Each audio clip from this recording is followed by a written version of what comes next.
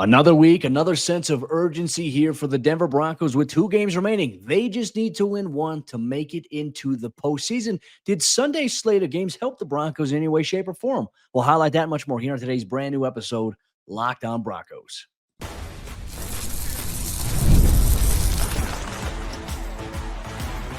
You are Locked On Broncos, your daily Denver Broncos podcast. Part of the Locked On Podcast Network, your team every day.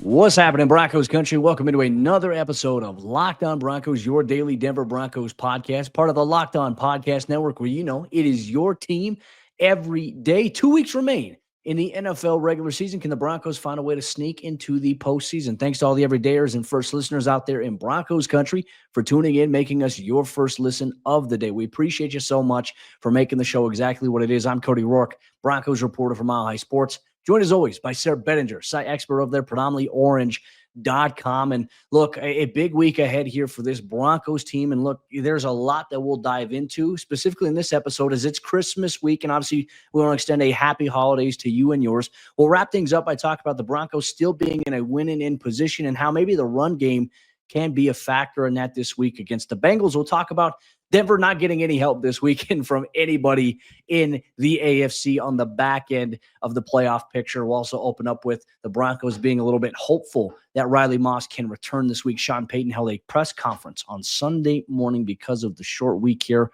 We'll break all that down here in today's episode of the show, brought to you by our friends over there at FanDuel. And you can start the season with a big return on FanDuel. New customers can place a $5 bet, and you'll get started with $250 in bonus bets if you win your first $5 bet. Visit FanDuel.com to get started. Sarah, my friend, obviously with the Broncos playing on Saturday, short week, essentially. Well, not necessarily a short week, but a little bit of a different week because of the Christmas holiday following, on Wednesday here.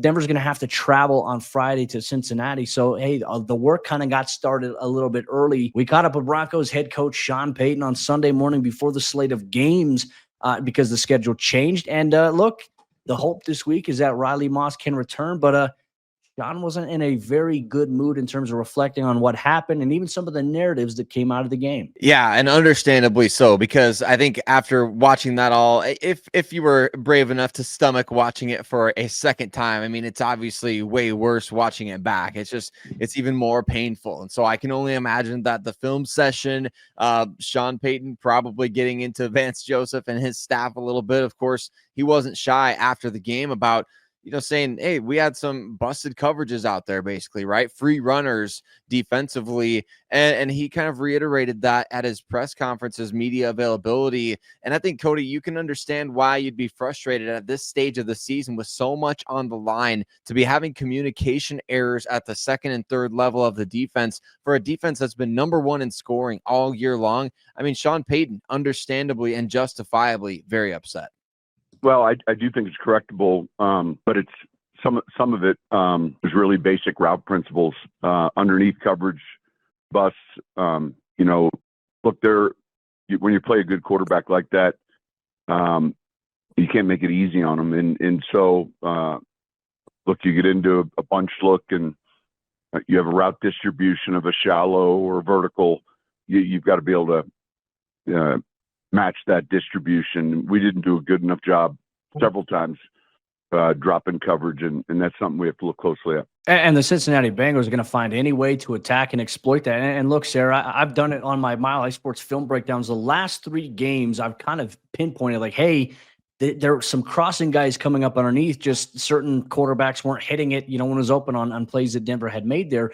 But like going back and watching the Chargers film, it's frustrating because Ladd McConkey is coming wide open several times with not a defender anywhere near him underneath. And what Sean Payton had said is, hey, like they're running a vertical route there to obviously draw the corners and the safeties and the nickel, and then they're running the underneath stuff, which, I mean, that's where your other safety, right? Because usually Denver will come out in a too high shell. They'll roll one defender down there to cover that, that hook to curl area.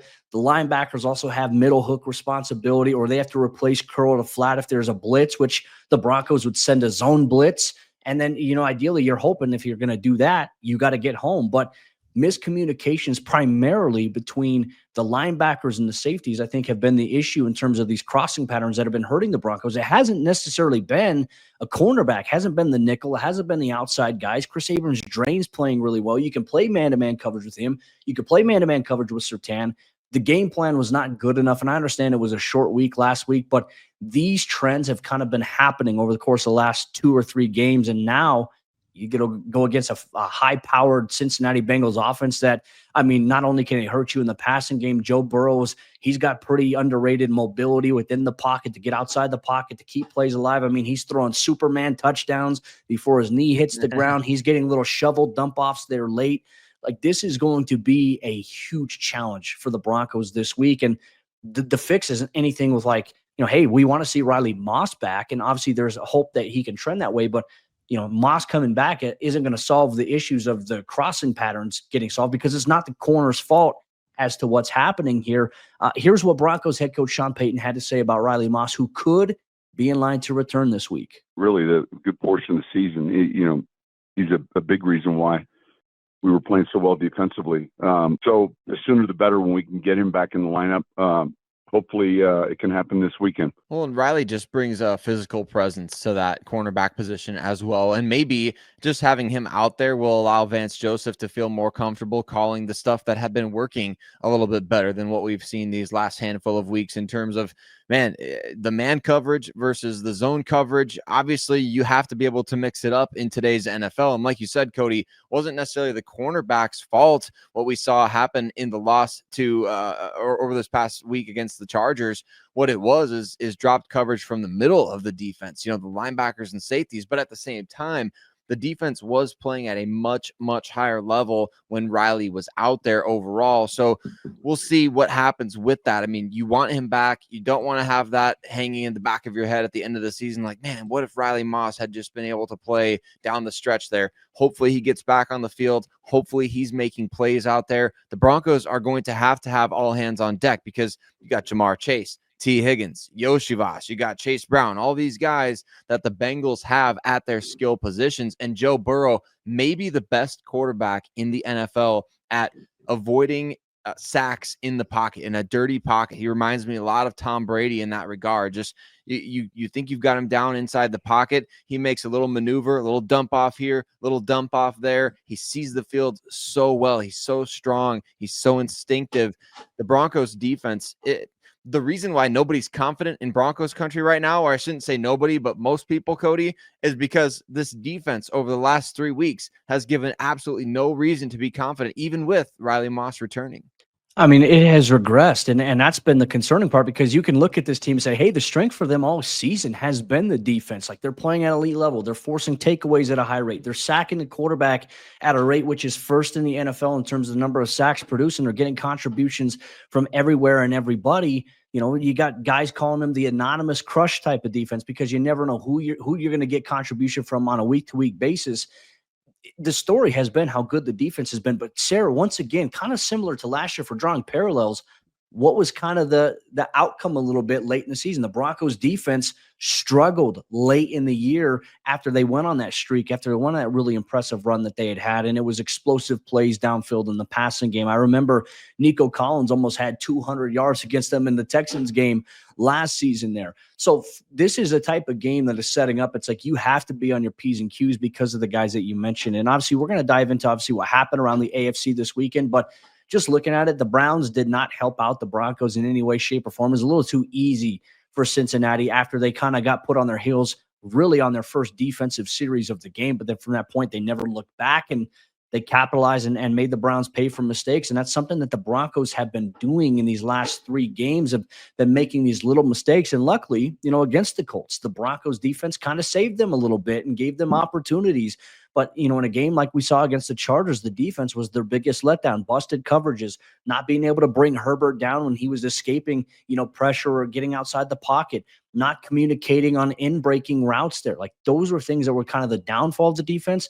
And on top of that, penalties once again. So this is huge. And obviously, if you get Riley Moss back, you maybe get some of that attitude there. But I'm also going to hazard a guess to say it's like, all right, how do you fix the issues on the back end between the communication aspects of safety and linebacker. Maybe that's something we're going to, be able to get to ask Vance Joseph this week when we get to meet with him. Like I said, the media schedule is going to be a little wonky this week because of the fact that Christmas Day falls on Wednesday. So I imagine we're going to get Thursday, and the Broncos will have practice and then travel on Friday to Cincinnati for that game there. So we'll figure everything out here, and we'll break it down every step of the way here this week on Locked on Broncos.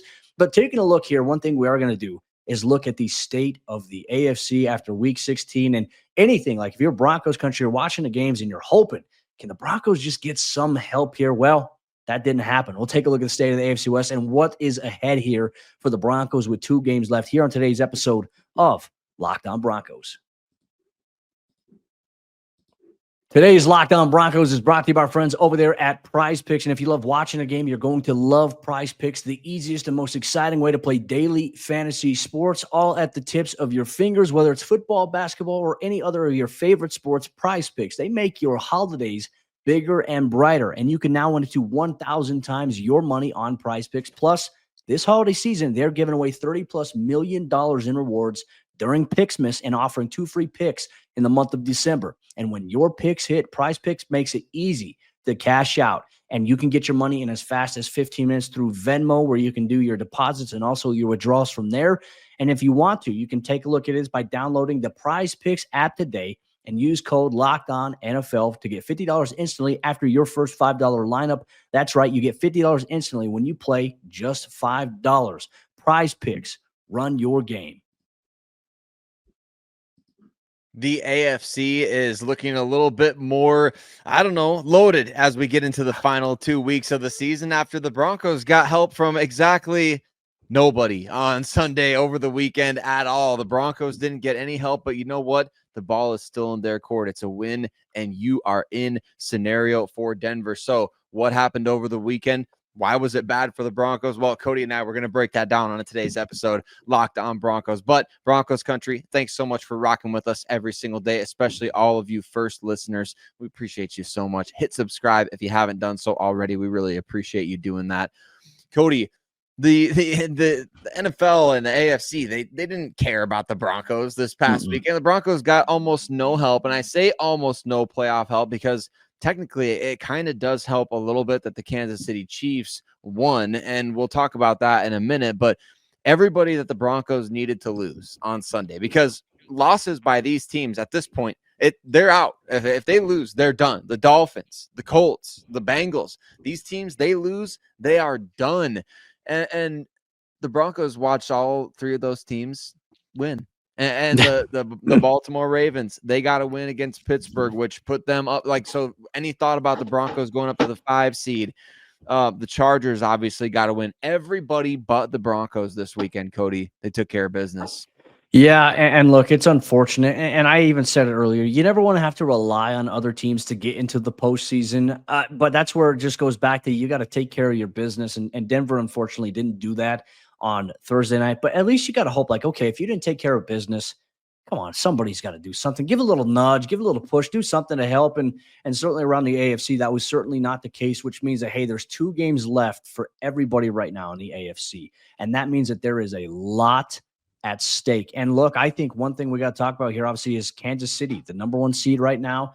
They're coming off of a win against the Houston Texans.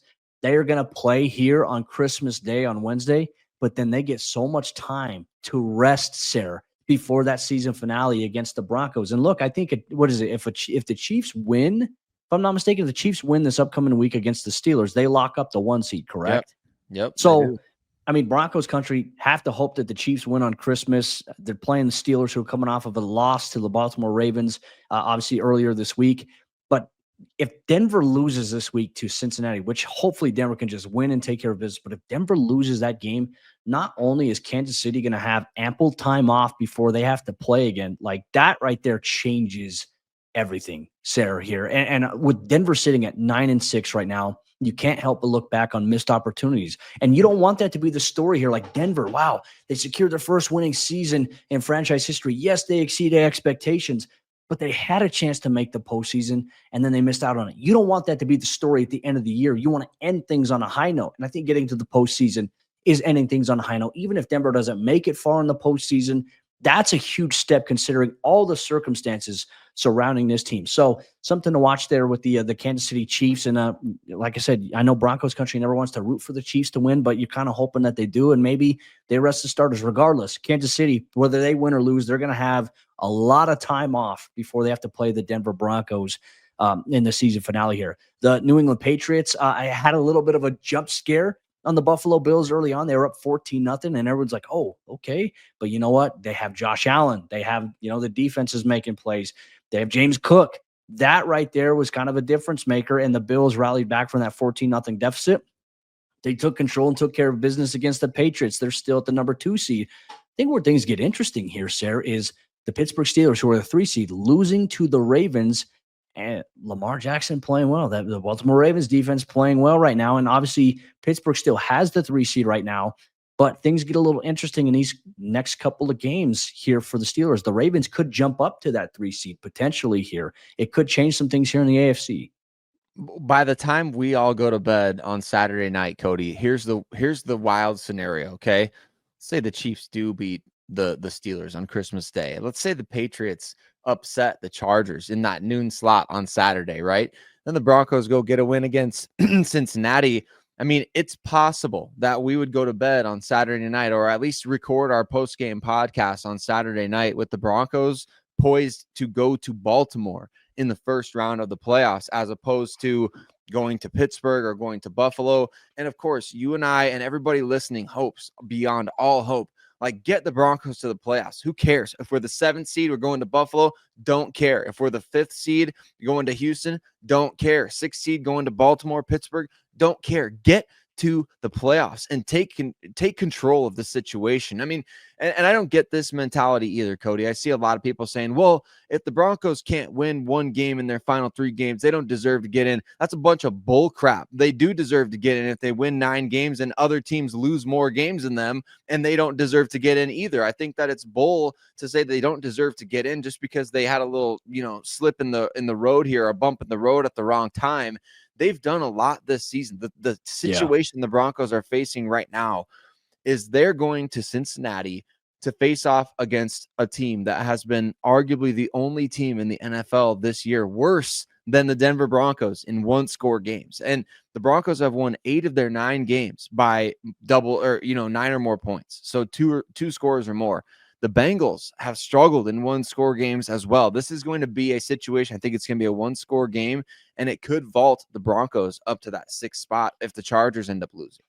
Yeah, and look, we watched the Bengals game over the weekend, and man, offensively they were playing well. Defensively, they were getting home. They were having a lot of confidence against Dorian Thompson-Robinson, which, my goodness, they went away from Jameis Winston. Yes, we know Jameis throws picks, but you're going away from Jameis. Like, it just goes to show they're trying to get as best of a draft pick as possible, because they're probably going to try to go after a quarterback next year. What's that going to look like? I mean, Myles Garrett could even get traded so they can move up to get a guy in this year's draft. Though I don't know if there's a guy in here that's going to propel them to magical heights. But you look at obviously the Indianapolis Colts. They got up on a huge lead against the Tennessee Titans in Sunday's course of games, and then Tennessee kind of made it a little bit interesting late. I think they almost put the Colts in kind of a stressful position right there.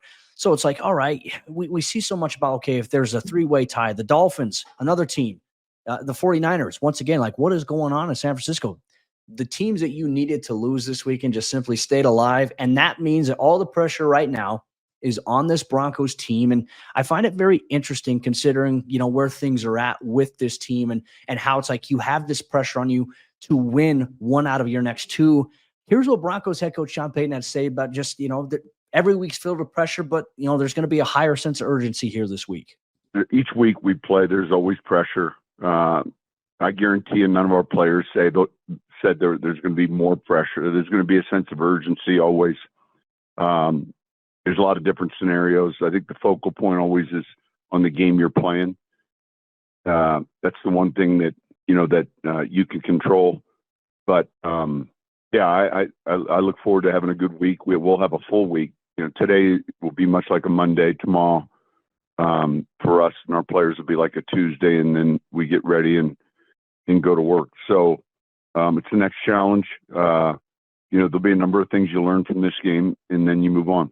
A lot to be learned from a game like this, especially for a young team. I mean, we called for it before this last week against the Chargers. Let's see Bo Nix eliminate the turnovers again. Let's see Vele getting involved in the offense. Let's see Estime getting involved. I think we got that and some more, Cody, with Watson getting involved in the running game, Chris Abrams-Drain getting a pick defensively. This young team, man, I know they're catching a lot of flack right now because everybody wants the Broncos to win again. Everybody wants the Broncos back in the playoffs again. But these experiences are so huge, and there's no moral victories. There's none. I mean, if you missed the playoffs this year, you missed a huge opportunity, and these guys are going to have to own up to that. But man, what a situation before them to be able to go up against a guy like Burrow, who's maybe in the MVP conversation, and knock him and his team out of the postseason. That would be huge here, and it's going to be a tough test for the Broncos, as we've highlighted as well. I know there are a lot of Broncos fans who are like, oh, the Bengals are terrible. The Bengals are much better than their record, and it's because of Joe Burrow. It's because of the weapons they have offensively, and if their defense was playing up to the standard we used to see them play, this is a team that will probably be competing for the 1 seed right now. Just being honest with what they have there in Cincy with the weapons around him. I think that's a very fair take to kind of throw out here, obviously on today's episode show. But, maybe part of the Broncos' path to winning is going back to the run game, in which was seemingly working the first half for them. Then they got away from some of the things that were working for them in the second half here. How can the Broncos maybe incorporate the run game, and what might the touch share look like between the Broncos running backs? We'll highlight that much more here on today's episode of Locked On Broncos. Broncos Country, today's episode of the show is brought to you by our friends over there at FanDuel. And as you all know, FanDuel is America's #1 sportsbook, and Week 17 of the NFL season is fast approaching, and the stakes have never been higher. And FanDuel right now wants you to get in, because it's not too late to get in on the regular season action with FanDuel, America's #1 sportsbook. Because right now, new customers can finish the season strong with $250 in bonus bets if your first $5 bet wins. If you sign up today as a brand new customer, you place a $5 bet and it wins, you will get $250 in bonus bets. FanDuel has so many ways for you to pick up a W. I love betting on which players will score a touchdown and how many points each team will score. It's one of the thrilling things you can do inside the app. You can do anytime touchdowns. You can do first touchdown score, or you can even do point spreads. You can even do money lines, all of that inside of the FanDuel Sportsbook app. And all you have to do is just visit FanDuel.com to join today. That's FanDuel.com for your chance to win $250 in bonus bets. Make every moment more with FanDuel, an official sportsbook partner of the NFL. As we jump into the fourth quarter action on today's episode, Locked On Broncos, the run game could be a little bit of a formula that could help the Broncos secure a win on Saturday against the Bengals. And if they can find things that work, can they find a way to stick with it? That is the question that we'll leave here as we'll continue on today's episode of the show here. Thanks once again to all the everydayers, first listeners in Broncos Country, for making the show exactly what it is. Sayre, I found it interesting when we heard from Sean on Sunday morning. He was asked about the run game. He was asked about Audric Estime and how, he's been very open about we want to get him more touches. Certainly we saw Audric play really well.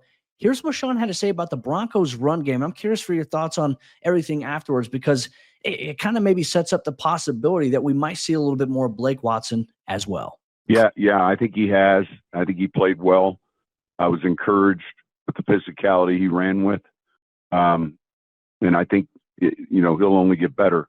So I was encouraged. Even Blake had some carries that were encouraging. So balancing that is going to be important for us here down the stretch. I know Payton had made an interesting comment to Cody about really kind of getting away from basically the run game that was working in the second half. So he did own up to that. If people are wondering, like, hey, why is nobody asking Sean about the second half and things like that? I think he did own up to that and kind of kick himself a little bit after watching the tape and how Audric was running physically in this game. I mean, we've talked about it. 5 carries for 30 yards and a touchdown in the first half, followed by 4 pretty sporadic carries for 18 yards in the second half. Not enough volume. 9 carries in the game for a guy that was, he looked like in the first half to me, Cody, like he was going to be rolling for 15 to 20 carries in the game, carrying defenders, leaning back and kind of using his strong legs to churn out extra yardage, even when he was getting contacted.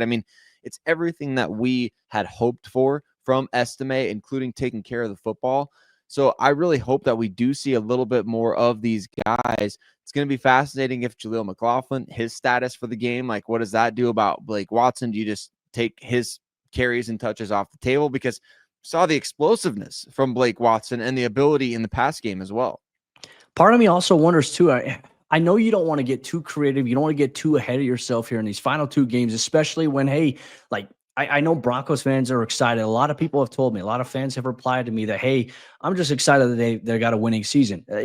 So are we. I think it's great. It's a step in the right direction. They've exceeded all expectations, but it's like the playoffs, they're right there. And the one thing I don't want the Broncos to do is make brash decisions at a point where you're trying to make the playoffs, right? Now, I think going forward after the season, I think that running back room next year is going to look drastically different, Sarah. We all know Javonte is going to be an unrestricted free agent. We'll see if the Broncos bring him back, but a part of me is thinking that they may be looking to Jaleel McLaughlin, Audric Estime, Blake Watson, Tyler Bidet, who will be back with them next season as well. There are so many different things in play right here for this. But I think the run game this week against the Bengals, I mean, this is an opportunity for them to try to go out there and win the game, right? What do we talk about here? And this is something that they did against the Chargers, I felt like was the impressive part in the first half. They had 12 play drives that took 5 minutes off of the clock, and they ended in touchdowns. Like that right there is a formula for winning. And the run game was going. It wasn't just Bo Nix finding Cortland Sutton a couple of times. It was, hey, you're getting some big runs. You're getting some impact plays from Javonte Williams in the passing game. You're getting him rattling off a nice run. Audric Estime, and then Blake Watson coming in. Do you change the running back rotation right now, or do you keep running the hot hand, which I think is Estime, Watson, and even Javonte at this point? Like Javonte's going to have a role because they're going to try to get whatever they can out of him at this point. But in terms of the value he brings in the pass protection game, I felt like this last game against the Chargers, Javonte earned, once again, I think he earned and he pushed and he fought for his spot. But do you change it this late in the season? I'm very curious about it.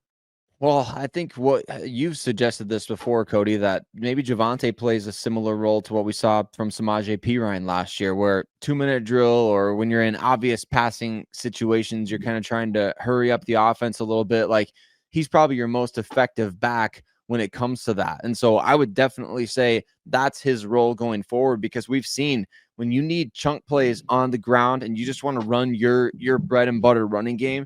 I mean, that's not Javonte right now. I haven't seen it. And I think you haven't seen it either. It just hasn't been there. He's made plays. Yeah.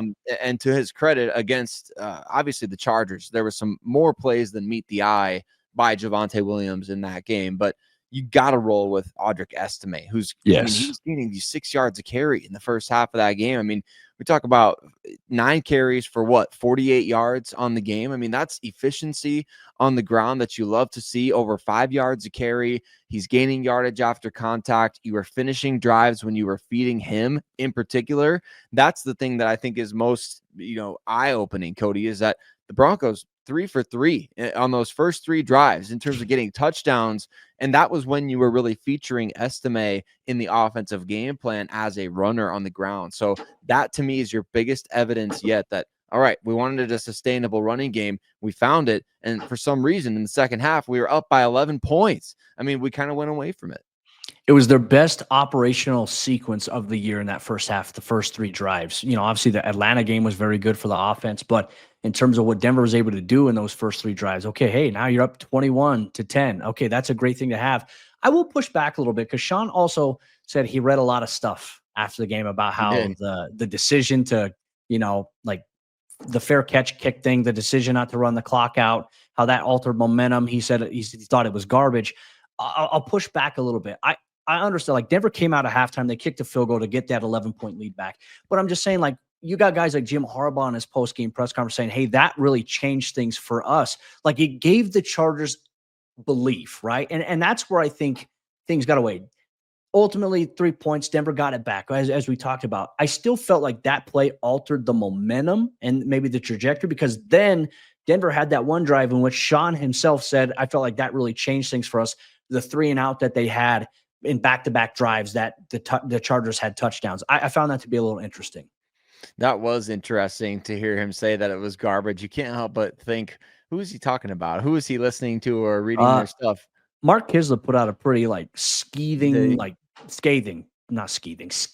type of piece about that decision. And yeah, I think primarily that was it. But I know you and I talked about it, and I wrote about it as well. I just said altered the momentum, so I don't think he was saying my notion was garbage, but we'll see. Yeah. No, I don't think any of our takes were garbage on it because, I mean, you look at that play, that was a pretty big turning point in the game in terms of you just had an interception from Chris Abrams' drain, and then you had time on the clock. I mean, Bo Nix talked about it after the game. He's like, I'm pretty sure all 32 teams in the NFL in that sort of situation, they're trying to score. And I agree. Like, we've seen the Broncos take that aggressive approach all season long. It's nothing new. They are looking to get Bo Nix and the offense as many opportunities with the ball because this 2-minute offense that Denver has, it's very, very good. But when the first play failed for you and then you threw the incomplete pass, things kind of started to unravel a little bit there.